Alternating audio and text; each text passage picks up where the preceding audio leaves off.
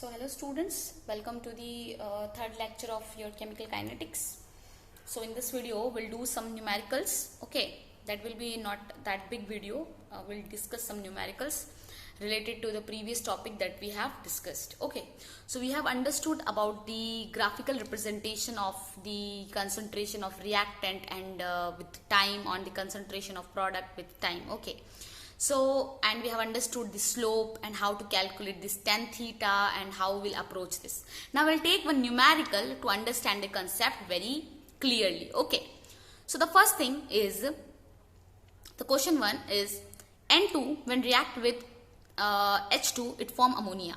In this case what you have to find ROR means rate of the reaction and what ROD rate of disappearance of N2. Okay, and the graph given is आपको graph भी देखा है, जो graph दे रखा है आपका ये graph दे रखा है. एक्स एक्सिस में आपका टाइम है इन सेकेंड्स और आपका वाई एक्सिस में क्या है, वाई एक्सिस में आपका H2 का दिया हुआ है concentration in mole litre in, ठीक है, in mole litre inverse. Okay, so now you can see क्या दे रखा है आपको कंसंट्रेशन. हम इस क्वेश्चन को अप्रोच करने से पहले सबसे पहले एक चीज लिखेंगे, हमको यहाँ पर रेट ऑफ द रिएक्शन लिखने को लिए कहा है. सो रेट ऑफ द रिएक्शन आपके पास ये इक्वेशन दी हुई है, आप इससे रेट ऑफ द रिएक्शन लिख लेंगे. ठीक है, सो आप कैसे लिखेंगे रेट ऑफ द रिएक्शन, ये आपको पता है रिएक्टेंट का साइड है तो आपने यहाँ पे -1, स्टोइकियोमेट्रिक कोफिशिएंट ये पे 1 है तो आपने 1 से डिवाइड कर दिया. चेंज इन दी आप इंस्टेंटेनियस रेट के टर्म्स में लिख रहे हैं. ठीक है, इंस्टेंटेनियस रेट के टर्म्स में क्योंकि हम क्या at a point of time पे निकाल रहे हैं, थोड़े टाइम पे निकाल रहे हैं. देखिए ये पॉइंट दिया हुआ है आपका, ये पॉइंट दिया हुआ है, तो छोटे छोटे टाइम इंटरवल पे जब निकालते हैं तो हम उसको इंस्टेंटेनियस रेट कहते हैं. और जब भी हम इंस्टेंटेनियस रेट, जब मैंने लास्ट वीडियो में डिस्कस किया था तो वहां पर आपका जो ये डेल्टा टी होता है इसको हम आपका dt से डिनोट करते हैं. ठीक है, तो वही तो जब और डेल्टा आपका d बन जाता है, delta is tends to d and delta t tends to dt. Okay, so ROR आप निकालेंगे, पहले आपने रिएक्टेंट के टर्म्स में N2 के टर्म्स में लिख लिया, फिर आप इसके हाइड्रोजन के टर्म्स में लिखेंगे तो आप लिखेंगे -1/3 dH2 कंसंट्रेशन मतलब change in concentration of H2 divide by time dt. Now product के टर्म्स में लिखेंगे तो आपका प्रोडक्ट 2NH3 है तो आपका ये प्लस में आ जाएगा क्योंकि प्रोडक्ट का कंसंट्रेशन बढ़ता है तो इसलिए हम प्लस में लगा रहे हैं. यहाँ रिएक्टेंट का कंसंट्रेशन घटता है इसलिए हम माइनस लगा रहे थे, तो प्लस 1/2 dNH3/dt हो गया. नाउ इस क्वेश्चन को अप्रोच करने का तरीका, जैसे आप ये ग्राफ में देख लीजिए, ये क्या है आपका टाइम दे रखा है, ये आपका कंसंट्रेशन ऑफ H2 दिख रखा है. यहां पर आपका ये क्या होगा, आपका x1 हो जाएगा. अगर आप मान लो ये आपका t1, ये आपका टाइम t1 हुआ, ये आपका टाइम क्या हुआ t2 हुआ.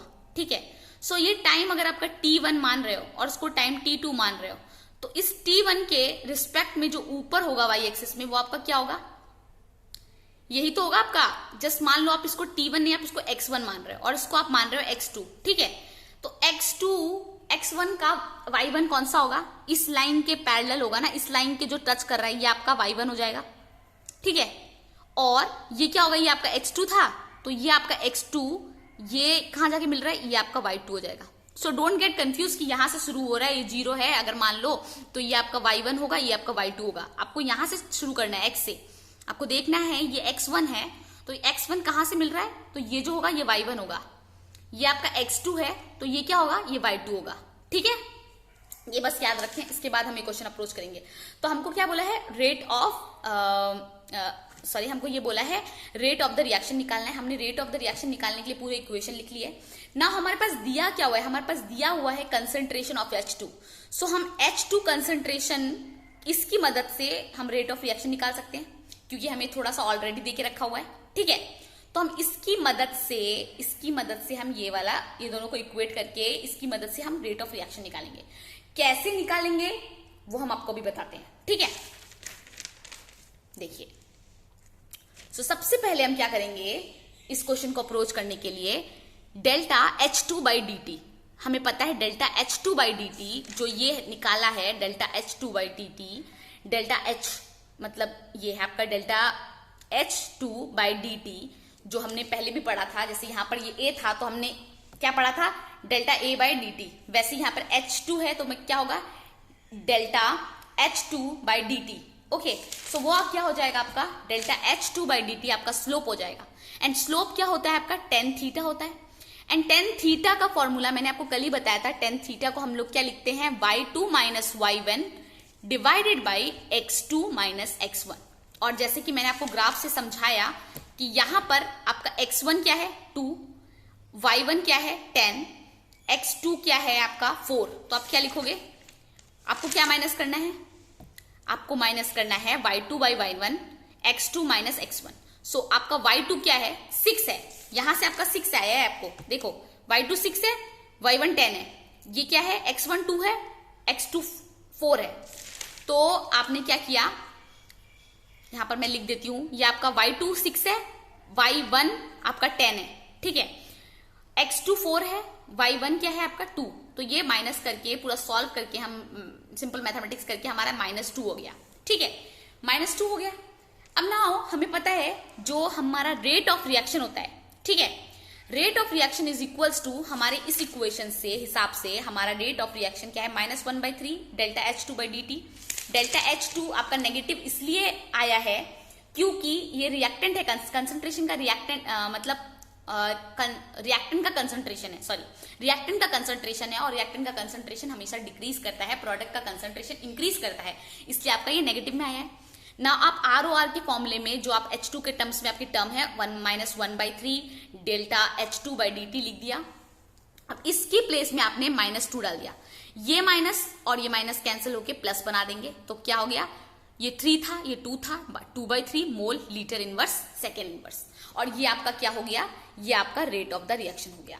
फर्स्ट पार्ट कंप्लीट हो गया, आई थिंक सबको समझ में आया होगा, फर्स्ट पार्ट कंप्लीट हो गया ना। हम सेकेंड पार्ट देखेंगे, सेकेंड पार्ट में क्या पूछ के रखा है, rate of disappearance of N2। आपको पूछा है rate of disappearance of N2 का पूछा हुआ है रेट ऑफ डिसअपियरेंस। तो आपको पता है कि आपने रेट ऑफ रिएक्शन निकाल लिया है, ठीक है ना। आपको ऐसी टर्म चूज करनी है जिसमें N2 दिया हो, तो आप ये दो टर्म को यूज कर लेंगे, ठीक है, तो ये दो टर्म को यूज कर लेंगे। जब आप रेट ऑफ डिसअपियरेंस की तरफ अप्रोच करेंगे, rate of disappearance of N2, सो आप रेट ऑफ रिएक्शन पहले निकालेंगे इन टर्म्स ऑफ N2, लिख देंगे रेट ऑफ रिएक्शन। आपके पहले पार्ट से आपने रेट ऑफ रिएक्शन लिखा -1/1 डेल्टा N2/dt। ओके, नाउ आपको क्या चाहिए, आपको रेट ऑफ डिसअपियरेंस चाहिए, आपको ये चाहिए, ठीक है, तो आप इसको एज इट इज रखेंगे और इसको मल्टीप्लाई कर देंगे, तो आपका क्या होगा -ROR। -ROR का मतलब क्या होगा, डेल्टा N2/dt, और आपका ROR क्या है पॉजिटिव 2/3, ये क्या आया आपका -2/3। -2/3 इसलिए आया क्योंकि ये क्या है, कंसंट्रेशन ऑफ रिएक्टेंट है। अब जब भी आप ये कंसंट्रेशन ऑफ रिएक्टेंट को आप रेट ऑफ डिसअपियरेंस के टर्म में लिखेंगे, तो आप क्या लिख रहे हैं, rate of disappearance of N2 मतलब क्या होता है, D concentration of N2 divide by delta T, और मॉड लगा देंगे। मॉड इसलिए लगाते हैं ताकि क्वांटिटी पॉजिटिव हो जाए, मैंने आपको एक्सप्लेन किया था, ठीक है। तो फिर क्या हुआ, इसको आपने लगाया, ये सॉरी एक स्टेप यहां पर मिस हुआ है, ये आपको यहां पर मॉड लगाया आपने, फिर क्या होगा, ये माइनस था आपका 2/3 मोल लीटर इनवर्स, तो आपका माइनस से क्या हो जाएगा 2/3 मोल लीटर इनवर्स सेकेंड इनवर्स, मतलब जो नेगेटिव साइन था वो पॉजिटिव साइन में कन्वर्ट हो जाता है, -1 ही है, हाँ, पॉजिटिव साइन में कन्वर्ट हो जाता है। क्यों कन्वर्ट हो जाता है, क्योंकि हमने मॉड लगा के रखा है, ठीक है। ऐसा ही मिलता जुलता हम एक numerical in terms of what, theta के टर्म्स में देखेंगे, क्योंकि हमने यहाँ पर क्या किया, हमने यहाँ पर दो नंबर्स दे रखे थे, आपको टाइम इंटरवल्स दे के रखा था, यहाँ पे 2 दे के रखा था, 4 दे के रखा था, और y6 में भी कंसंट्रेशन दे के रखा था 6 और 10। नाउ हमने अंडरस्टैंड किया है इसको थीटा के टर्म्स में, राइट। यहाँ पर तो हमने क्या थीटा tan थीटा का ये वाला फॉर्मूला लगा दिया था, अभी जो क्वेश्चन किया उसमें y2 minus y1 divide by x2 minus x1। तो अब एक ऐसा क्वेश्चन देखते हैं जिसमें हम tan थीटा का यूज करके ही क्वेश्चन सॉल्व करेंगे। ओके, सो ये क्वेश्चन इस प्रकार है, जैसे कि ये क्वेश्चन है, देखिए, ठीक है। Now 2p plus 3q is equals to r, ठीक है, 2p 3q मिलके r बना रहे हैं। फाइंड आपको रेट ऑफ रिएक्शन निकालना है, rate of appearance of R निकालना है, एंड जो ग्राफ है, graph is given as this. तो क्या दिया हुआ है आपको, सबसे पहले तो आपको ग्राफ से इंफॉर्मेशन मिल जाती है, ठीक है। ग्राफ से आपको क्या इंफॉर्मेशन मिल जाती है कि किसका किस कंसंट्रेशन का, किसकी कंसंट्रेशन का ग्राफ दिया हुआ है। जिसकी भी कंसंट्रेशन का ग्राफ दिया है, आपको उससे रेट ऑफ रिएक्शन निकालने में मदद मिल जाएगी, क्योंकि ग्राफ में उसके लिए कुछ तो डेटा दिया होगा। तो क्या करना है आपको, ये देखिए आपका Q दिया है, Q के टर्म्स में आपका ग्राफ दिया है, मतलब रिएक्टेंट के टर्म्स में आपका ग्राफ दिया है, concentration of reactant divide by time.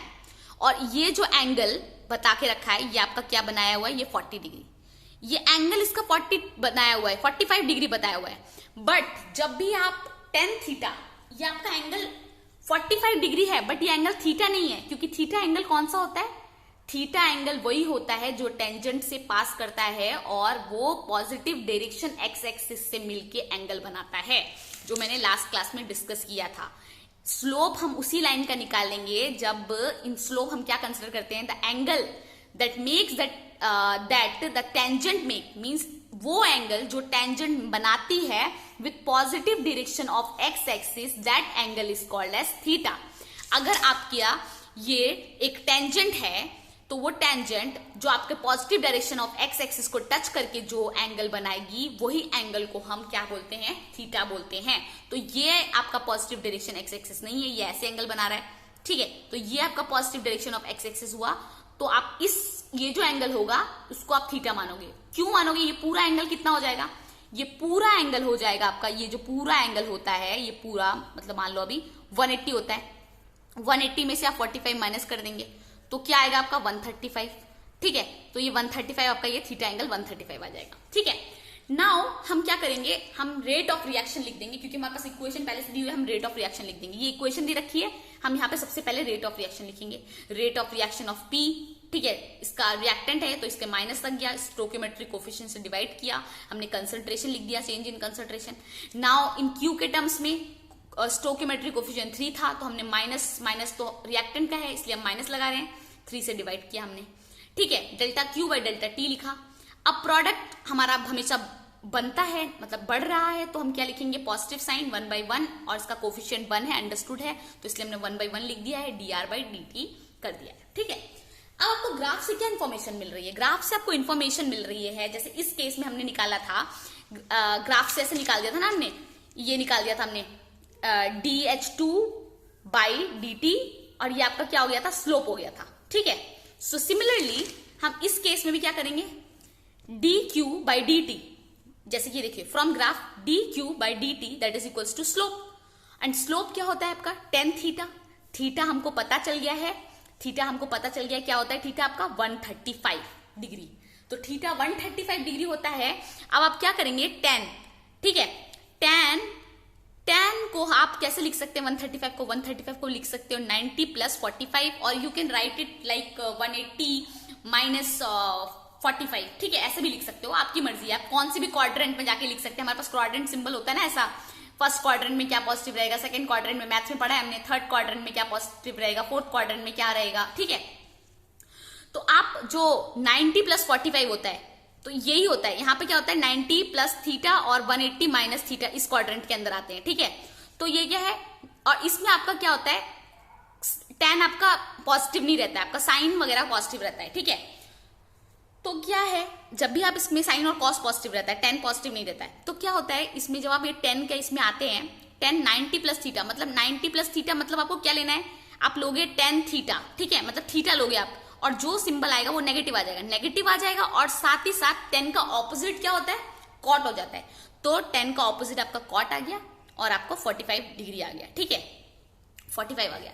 Now this 45 की कॉट 45 या tan 45 दोनों की वैल्यू 1 होती है, बिकॉज ये कॉट 45 की वैल्यू 1 आ गई, यहाँ पे पहले से ही नेगेटिव साइन है, इसलिए ये यहाँ पे -1 आ गया, ठीक है। ये मैंने फिर से एक्सप्लेन किया है, theta is taken from the positive direction of x axis, theta हमेशा positive direction of x axis की तरफ से लेना चाहिए हमें, ठीक है। सो क्या हुआ, यहाँ पे मैंने एक्सप्लेन किया है, कॉट 45 की वैल्यू 1 होती है, मतलब हमने यहां से क्या निकाला, हम क्या निकाल रहे थे? tan 135 निकाल रहे थे, तो tan 135 की वैल्यू क्या हुई? -1। सो tan 135 क्या हुआ? tan 135 ही आपका स्लोप हुआ, और ये स्लोप ही आपका dq बाई dt हुआ। सो इससे हमें क्या पता चला? Hence dq by dt is equals to what? dq by dt is equals to -1, ठीक है, -1 आ गया। अब हम क्वेश्चन को अप्रोच करेंगे, हमारा rate of reaction. Rate of reaction निकालने के लिए, अब हमको क्यू मिल गया dq बाई dt, तो हम रेट ऑफ रिएक्शन किसके टर्म्स में निकालेंगे? इसके टर्म्स में, क्योंकि हमारे पास ये क्वांटिटी नोन है, तो हम क्या करेंगे? ROR लिखेंगे और -1/3 लिखेंगे dq बाई dt, ठीक है, और हमारा -1/3 dq बाई dt क्या है? हमारा -1 है, -1 तो ऐसे भी होना चाहिए था, क्योंकि ये क्या है? Concentration of what? dq by dt concentration of the reactant है, और concentration of reactant always decreasing, that's why negative sign, so -1/3 into -1, और ये दोनों आपस में कट के पॉजिटिव साइन बन जाएंगे, माइनस माइनस प्लस हो जाता है, आपका 1/3 mole litre inverse second inverse. So आपका ये रेट ऑफ रिएक्शन निकल गया। रेट ऑफ रिएक्शन निकल गया। अब आपको पूछा है यहाँ पर क्या क्वेश्चन में पूछा है आपको rate of appearance of R. So rate of appearance of R आपको पूछा हुआ है, तो आप क्या करोगे कि कैसे निकालोगे रेट ऑफ अपीयरेंस। तो आपका रेट ऑफ रिएक्शन आपने पहले से ही निकाल रखा है, और आपको जो रेट ऑफ रिएक्शन लिखना है किसके टर्म्स में, आपको लिखना है इस प्रोडक्ट के टर्म्स में, आर के टर्म्स में। सिमिलरली आप इसका वैल्यू आपको पता है, आप सब्स्टिट्यूट करोगे तो आपके पास rate of appearance of dr/dt आ जाएगा। तो हम इसको देख लेते हैं कैसे करना है अप्रोच, ठीक है, कैसे करना है अप्रोच बताते हैं आपको, ठीक है। ओके, सो देखिए, so rate of appearance of R, okay, so rate of appearance of R क्या है आपका, ROR इज इक्वल्स टू +1/2, ठीक है, +1/1, क्योंकि हमारी इक्वेशन हमने यहीं से मिली थी, हमने यहां से ली थी, ठीक है। इसके टर्म्स में लिखना है +1/1 dr/dt, राइट। अब क्या है देखिए, अब ये जो है, हाँ, तो क्या हुआ, रेट ऑफ रिएक्शन हमने +1/1 dr/dt लिख दिया। हमको पता है रेट ऑफ रिएक्शन क्या है हमारा, तो हम dr/dt लिखेंगे, और ये पॉजिटिव साइन है, ये यहाँ 1 तो अंडरस्टूड है, यहाँ जाएगा तो ये क्या होगा आपका सिमिलर हो जाएगा, मतलब this one is equals to R of R, ठीक है। और यहाँ पे कोई नेगेटिव साइन नहीं है, क्योंकि रेट ऑफ अपीयरेंस ऑलवेज क्या होता है, बढ़ता ही है, अपीयर कर रहा है प्रोडक्ट तो पॉजिटिव साइन ही रहेगा। बट भी हम जब भी रेट ऑफ अपीयरेंस निकालेंगे, जब रेट ऑफ अपीयरेंस निकालेंगे तो हम एक मॉड लगा देंगे dr/dt, और dr/dt क्या है हमारा 1/3, और यूनिट क्या है मोल लीटर इनवर्स सेकेंड इनवर्स, और इसी के साथ ये न्यूमेरिकल यहीं पे खत्म होता है। सो आपके लिए होमवर्क है, ठीक है। आई थिंक आपको ये क्वेश्चन दिख रहा होगा, let me show you this question, okay, यहां तक दिख रहा होगा, ठीक है। सो आप वीडियो पॉज करें, स्क्रीनशॉट ले लें, और इस क्वेश्चन को खुद से सॉल्व करने की कोशिश करें। 2a + b is equals to 2c, find the rate of reaction at what, at 5 second. 5 second पे आपको रेट ऑफ रिएक्शन निकालना है, वेरी सिंपल, जो हमने पढ़ा है वही करना है, 5 सेकेंड पे आपको निकालना है। और क्या है, also find the rate of disappearance of A at 5 second, मतलब दोनों ही रेट ऑफ रिएक्शन भी 5 सेकेंड पे निकालना है, रेट ऑफ डिसअपियरेंस ऑफ ए भी आपको 5 सेकेंड पे निकालना है। इक्वेशन आपकी दी हुई है 2a + b 3c, and graph जो है आपका वो गिवन आपको देके रखा है इस तरह से, ठीक है। ये आपका ये आपका ग्राफ दे रखा है इस तरह से। मैंने थोड़ा सा अप्रोच भी दिखा दिया कैसे करना है, आपको थोड़ी सी क्लिप मिल गई होगी, बट आप खुद ट्राई कीजिए। अगर आपसे नहीं बनता है then I will solve it for you. ये आपका ग्राफ दे रखा है, ये ग्राफ आपका 5 सेकेंड पे है, ठीक है। ये आपकी x एक्सिस है, ये आपकी y एक्सिस है, आपको b का कंसेंट्रेशन दे रखा है, b का कंसेंट्रेशन दे रखा है, तो मतलब कि आपको रेट ऑफ रिएक्शन लिखना है, पूरा सब टर्म्स के लिए रेट ऑफ रिएक्शन लिख दो। फिर रेट ऑफ रिएक्शन निकालने के लिए आपको क्या करना है, b के टर्म्स में लिख देना, b के टर्म्स में इसलिए लिख देना क्योंकि यहाँ पर b पहले से ही दे रखा है, और यहाँ पर आपको थीटा दे रखा है 30 डिग्री, सॉरी एंगल दे रखा है 30 डिग्री। सो इस एंगल 30 डिग्री से आपको पता है ये एंगल तो थीटा होगा नहीं, क्योंकि positive direction of x axis से बनाना पड़ेगा। तो आप 180 - 30 करोगे तो आपको 150 मिलेगा, तो ये आपका एंगल थीटा हो जाएगा। मैंने सब कुछ ही बता दिया है, you try with yourself, and this is for today's class. Next class हम काइनेटिक्स के और भी चीजों को डिस्कस करेंगे, and will try to finish it, okay. Thank you students, this for today's class.